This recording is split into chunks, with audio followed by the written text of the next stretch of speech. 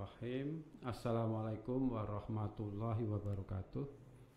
Mahasiswa STIE Surakarta yang saya cintai dan saya banggakan, jumpa lagi dalam podcast mata kuliah HR Foundation. Untuk kesempatan ini saya akan menyampaikan materi tentang pelatihan dan pengembangan SDM. Ya.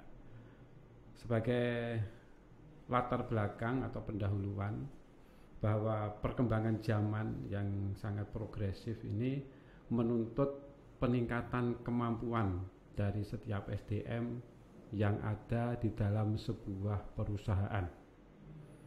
Selanjutnya, karena itu maka adaptasi diperlukan agar tidak tertinggal, sehingga manajemen sumber daya manusia perlu menyediakan berbagai program pelatihan dan pengembangan bagi SDM-nya. Selanjutnya, apa yang dimaksud dengan pelatihan dan pengembangan itu ya? Jadi pelatihan dan pengembangan adalah usaha yang terencana dan terorganisasi untuk meningkatkan pengetahuan, keterampilan, dan kemampuan pegawai atau karyawan. Pelatihan itu berbeda, ada perbedaan ya dengan pengembangan ya. Untuk pelatihan itu lebih ditekankan pada peningkatan kemampuan untuk melakukan pekerjaan spesifik pada saat ini. Ini pelatihan. Kemudian kalau pengembangan itu lebih ditekankan pada peningkatan pengetahuan untuk melakukan penugasan di masa yang akan datang. Nah, itu perbedaan antara pelatihan dan pengembangan. Ya, jadi saya ulangi, kalau pelatihan ini fokus untuk melakukan pekerjaan tertentu atau yang spesifik saat ini, sementara kalau pengembangan itu untuk kebutuhan meningkatkan pengetahuan, keterampilan untuk kebutuhan di masa yang akan datang. Kemudian apa faktor-faktor penyebab perlunya pelatihan? Ini ada beberapa faktor sehingga pelatihan dan pengembangan itu sangat urgent atau sangat penting. Yang pertama adalah kualitas angkatan kerja. Ini harus terus-menerus ditingkatkan.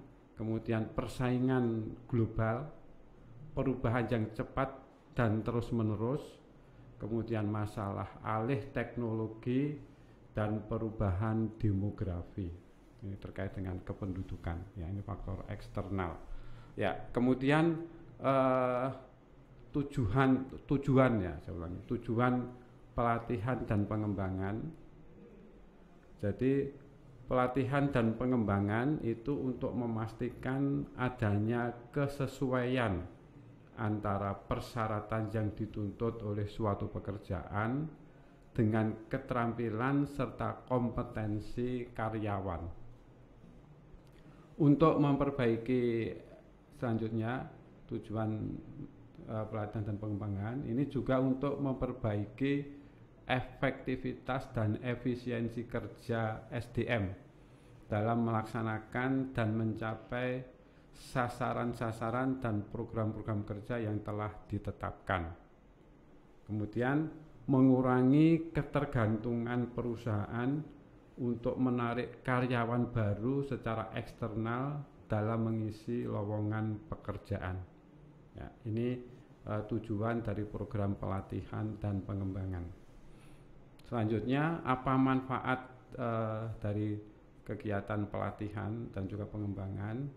Ini yang pertama bagi individu ini bagi karyawan khususnya.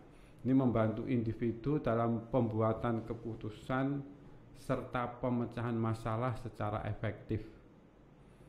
Kemudian menciptakan motivasi, prestasi kerja dan tanggung jawab, mendorong dan menciptakan pengembangan diri serta kepercayaan diri, membantu penanganan stres, ketegangan, frustasi dan konflik, dan meningkatkan kepuasan kerja. Ini manfaat bagi individu atau bagi karyawan. Selanjutnya, pelatihan dan pengembangan itu juga bermanfaat bagi organisasi itu sendiri, yaitu perusahaan. Ada beberapa manfaat. Pertama, ini meningkatkan profitabilitas serta sikap positif terhadap profit orientation, meningkatkan pengetahuan terhadap pekerjaan serta keterampilan kerja, meningkatkan moral kerja, meningkatkan hubungan atasan dan bawahan, kemudian meningkatkan produktivitas. Ini manfaat bagi organisasi atau bagi perusahaan. Kemudian sekarang tentang analisis kebutuhan, ya, analisis kebutuhan program pelatihan dan pengembangan. Penentuan kebutuhan pelatihan dan pengembangan yang akan dilakukan dengan mendiagnosis kompetensi organisasi saat ini dan kompetensi yang dibutuhkan. Analisis kebutuhan ini dilakukan melalui langkah-langkah. Yang pertama, analisis kebutuhan organisasi, mengidentifikasi strategi dan lingkungan organisasi pada saat ini dan masa yang akan datang untuk mencapai tujuan. Kemudian analisis kebutuhan tugas, ini menganalisis tugas-tugas yang harus dilakukan dalam setiap jabatan melalui perilaku peran tersebut maupun informasi analisis jabatan. Kemudian analisis kebutuhan pegawai, ini menganalisis mengenai apakah ada pegawai yang kurang dalam kesiapan tugas-tugas, kemampuan, keterampilan, dan pengetahuan.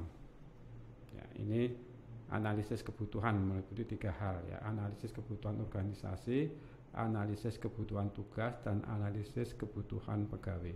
Kemudian penentuan tujuan pelatihan. Tujuan pelatihan ini harus dirumuskan secara spesifik, yaitu yang diharapkan adalah adanya perubahan perilaku, perubahan pengetahuan. Berdasarkan tujuan tersebut, maka selanjutnya ditentukan materi pelatihannya. Ya. Kemudian tentang pemilihan metode pelatihan, ini ada 2, yaitu on the job training. Yang dimaksud on the job training ini adalah dilakukan pada waktu jam kerja berlangsung, baik secara formal maupun informal. Ini on the job training, ini pelatihan yang dilakukan pada saat jam kerja. Kemudian ada berikutnya yaitu off the job training, ya, off the job training di luar jam kerja, yaitu pelatihan dan pengembangan yang dilakukan secara khusus di luar pekerjaan atau di luar jam kerja. Ya, jadi masing-masing baik on the job training maupun off the job training ini ada bentuknya sendiri-sendiri. Nah, ini dibahas dalam perkuliahan secara lebih detail, ya. Kemudian selanjutnya tentang faktor efektivitas pelatihan. Jadi untuk mengukur atau mengupayakan agar pelatihan dan pengembangan itu efektif, yaitu mencapai sasaran yang diharapkan. Ini ada beberapa faktor yang berpengaruh. Yang pertama adalah perlunya partisipasi, yaitu participation atau partisipasi. Ini merupakan keterlibatan seorang peserta dalam kegiatan secara aktif dan secara langsung. Ini kemudian faktor berikutnya adalah repetition. Ini adalah melakukan atau mengatakan secara berulang-ulang dalam usaha menanamkan ide dalam ingatan seseorang, ya, melakukan pengulangan-pengulangan. Ini repetition. Kemudian relevan, yaitu pelatihan itu mempunyai arti atau manfaat yang sangat penting pada seseorang. Ada relevansi, ini pelatihan itu diharapkan memang bermanfaat. Kemudian transferan, ini artinya adanya kesesuaian antara pelatihan dengan pekerjaan yang dilakukan sehari-hari oleh pegawai. Ya, ada kesesuaian dengan tugas dan pekerjaannya. Kemudian adanya feedback.